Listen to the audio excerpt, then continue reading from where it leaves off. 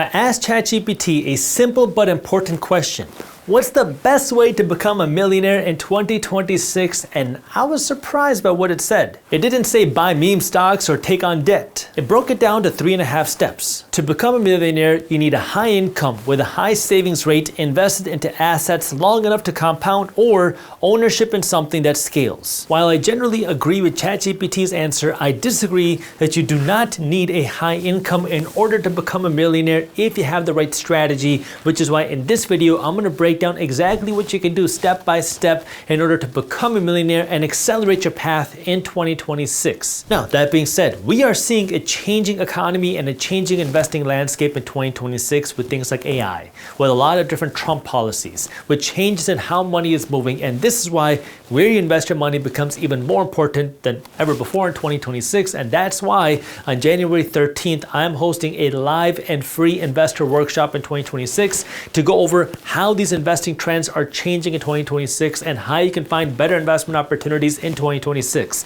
So if you're an investor and you want to see where money is moving in 2026 and how this creates unique investment opportunities for you, I invite you to join me for free on this live investor workshop on January 13th. I'm doing it twice, once in the morning at 10:30 a.m. Eastern Time, and then again in the evening at 8 p.m. Eastern Time. It's a completely free workshop. It's a live workshop where I'm going to break down the research that I put together with my team as to where investment opportunities are shifting. But I have a request. If you are interested in joining, please register soon because we have a limited number of people that can join me live.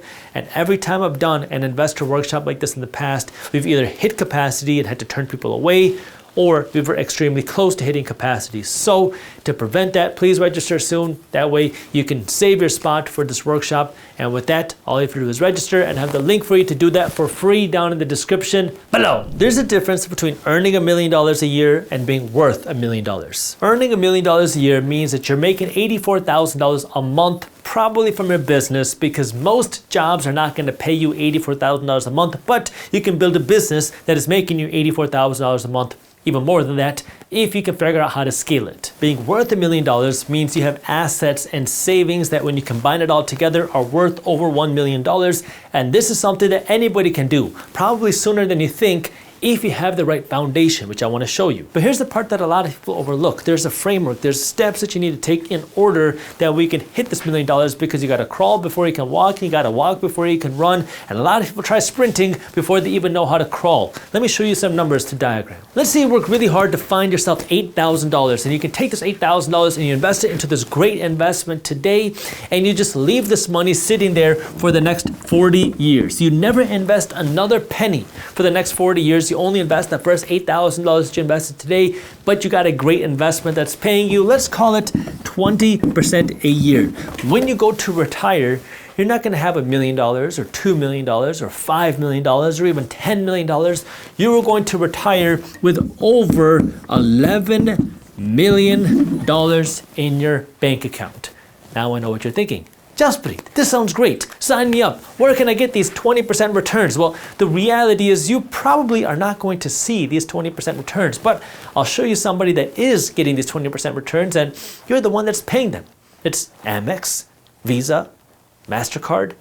These credit card companies are charging you 20% a year. This is close to the average APR on your credit card, and the average household in America that has credit card debt has around $8,000 in credit card debt, which means you are not the one that's making these $11 million. You are the person that's paying this money over your lifetime to these credit card companies, making them rich, allowing them to fly around in private jets, allowing them to have these big, huge buildings, all at your expense. This is why your foundation is so important. If you have credit card debt, if you don't have any savings, you shouldn't even be thinking about investing your money. The first thing you got to do is save $2,000 for an emergency at the very bare minimum. That's not the total amount you're going to save, but start with the $2,000 and then pay off this credit card debt, because we think about, how do I find the right stocks? How do I find the right rental property? How do I find this and that? Well, the reality is the stock market has grown by an average of 10% a year. Your credit card is charging you 20% a year. Pay off this credit card debt first. That way you can stop making your credit card company richer. Then we can start thinking about money and actually accelerating your wealth. This is where you can create a system for your money. One of the things that I teach is a 75-15-10 plan, which says for every dollar that you earn from here on out, The maximum that you're allowed to spend from that dollar is 75 cents. The minimum you're going to invest is 15 cents. The minimum that you're going to save is 10 cents. What that means is now every time you get paid, you're going to put money aside to save and invest before you spend it all. This is how wealthy people think. Wealthy people put money aside to save and invest before they spend all their money. Broke people spend their money first, and then they save and invest whatever's left, if there's anything left. And a lot of times, there's nothing left over. And now, this investment is how you're going to become wealthy. Because remember, if you want to become a millionaire, not only do you want to put this money aside, but you want this money that you put aside to be growing. Because for you to just save $1 million, it's going to take you a long time.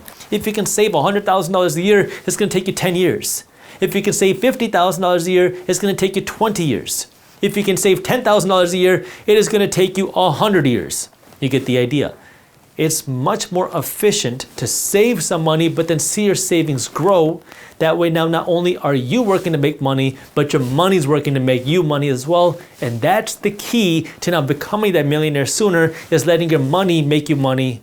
But if your money can make you money even faster, that's where the real wealth is built. I'll show you. Let's assume you work a decent job and you can put aside $500 a month to invest. And you invest this $500 a month every month for the next 30 years, and you just get 10% a year, which again, this is the market average that we've seen that over the last number of decades that the market has grown by around 10% a year. If you do this after 30 years, you're gonna have right around $1 million after those 30 years, which sounds great, but you got to remember that this might not be enough for you in 30 years. According to USA Today, you're going to need closer to $1.5 million to be able to retire comfortably. Not flying around in a private jet or first class, just to be able to retire comfortably and not have to worry about money.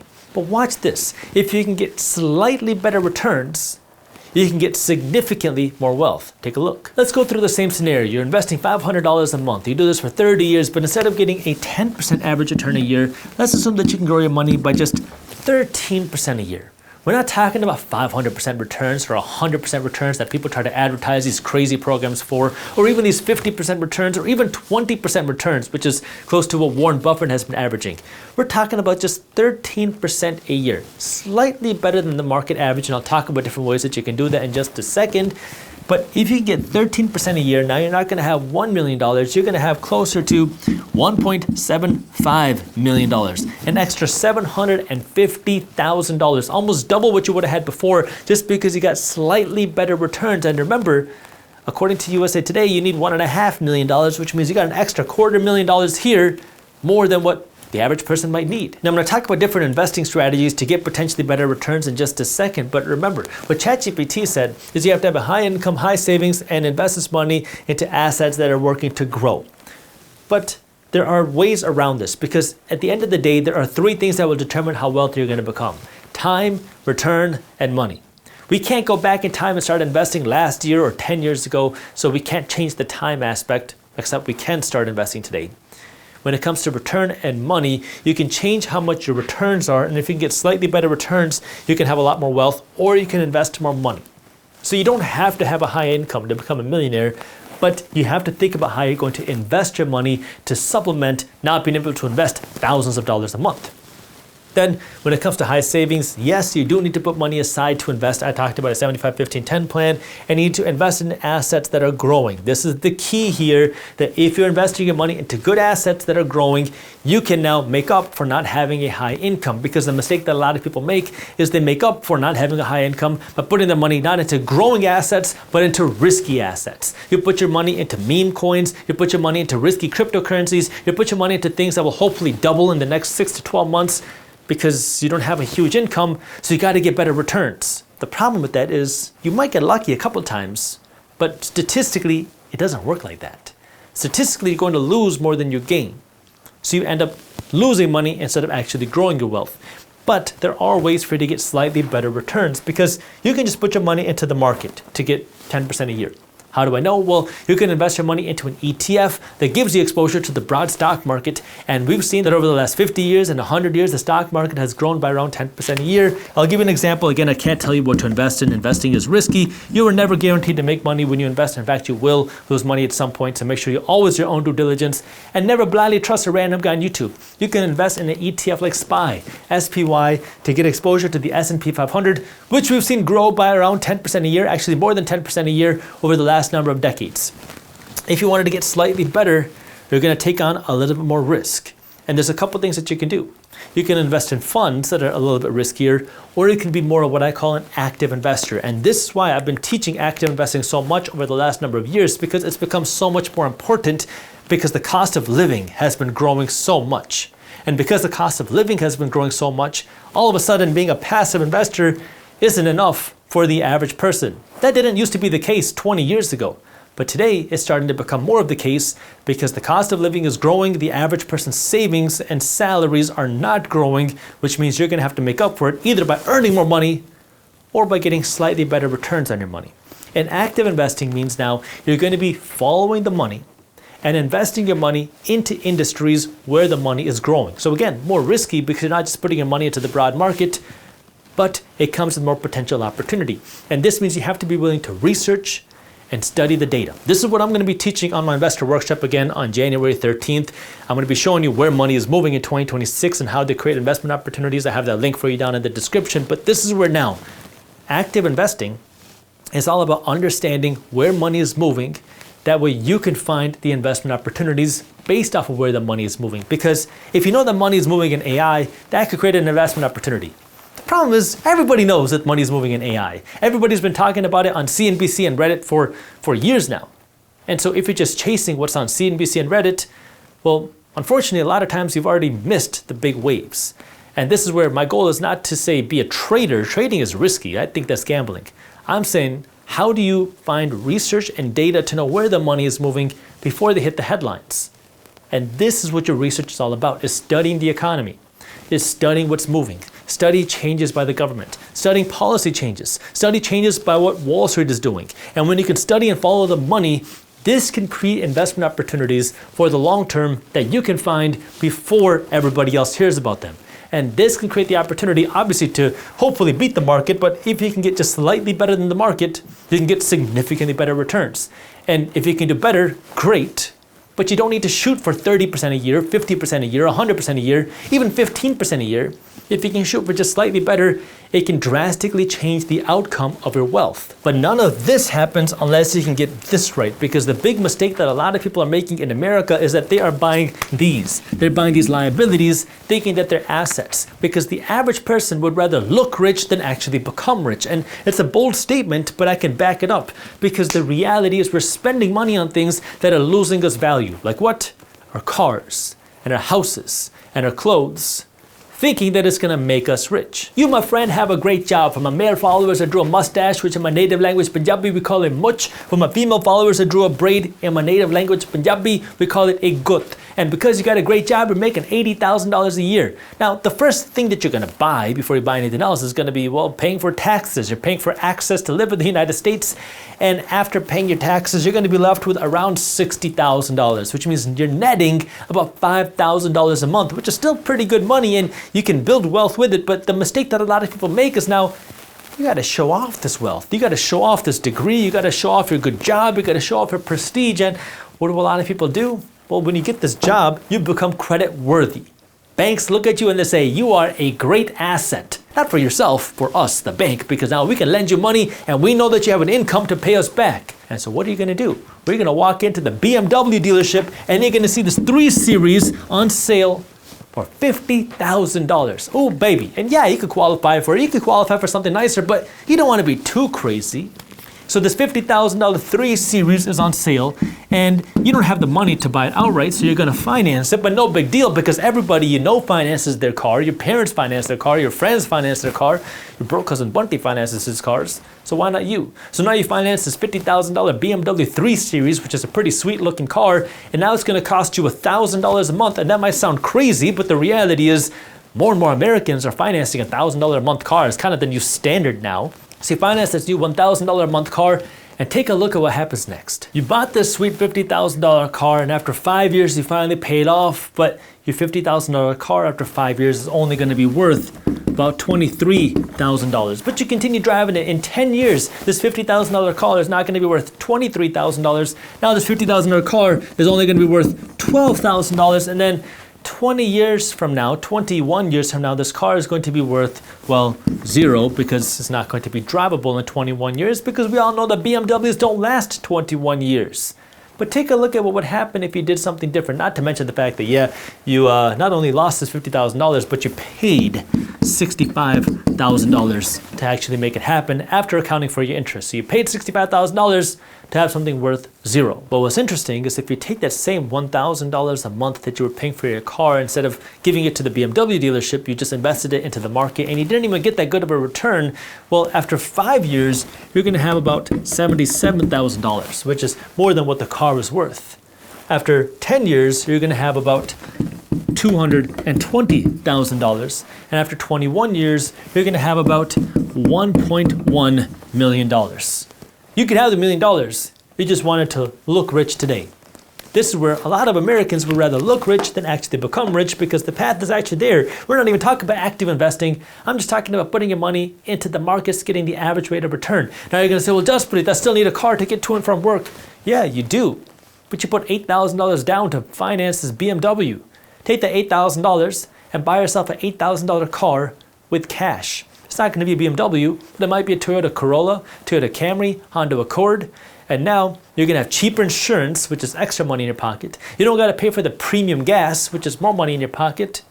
And you got cheaper oil changes, because now you're not paying for the foreign car oil changes. You're paying for the Toyota or the Honda oil changes. And yes, they're foreign cars too, but they're a lot cheaper than the BMW. This is why it is so important for you to understand the difference between an asset and a liability. You buy an asset to make money. You buy a liability for a different purpose. You buy a car to look like you're rich.